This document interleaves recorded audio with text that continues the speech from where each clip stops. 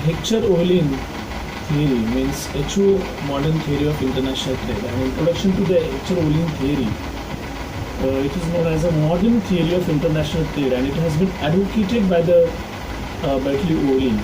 He drawn his idea from the Hector's general equilibrium analysis, and it is also known as the Hector-Olin model or Hector-Olin theorem or theory. According to the Berkeley-Olin, it arises due to the difference in the relative prices of the different goods in the different countries. The difference in commodity price is due to the difference in factor prices, for example cost. And factor prices differs because endowment, namely capital and labor, differs in different countries. Hence trade occurs because different countries have the different factor endowments.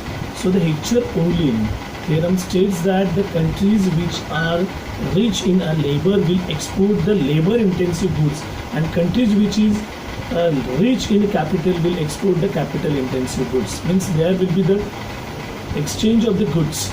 And so there are some assumptions of the Hector-Olin theorem which explains on the basis of these assumptions where are the theory is based on the two countries involved, and each country has two factors, one labor and second is the capital. So each country produce two commodities of the goods, labor intensive goods, for example rice, and capital intensive goods, for example car. So there is a perfect competition in both commodity and the factor market. All production functions are homogeneous in the first degree, where the production function is the subject to constant return to the scale. And factors are freely mobile within a country but immobile between a country. So two countries differ in a factor supply, each commodity differ in a factor intensity. So the production function remains the same in a different countries for the same commodity. If the commodity A require more capital in one country, then same in case same is the case in a country another country. So there is a full employment of the resources of both countries, and demand are identical in both countries, and trade is very free, transport cost is not considered. So given these assumptions, the Olin thesis contains that the country export goods which use relatively the greater proportion of its abundant and cheap factors, while same country imports goods whose production require the intensive use of the nation's relatively scarce and expensive factors. So understanding the concept of the factor abundance is very important.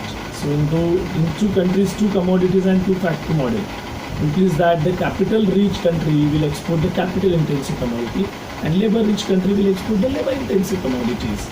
But the concept of country being the rich in one factor or other is not very clear. So economists quite often define the factor abundance in terms of the factor price. So Olin himself has followed this approach.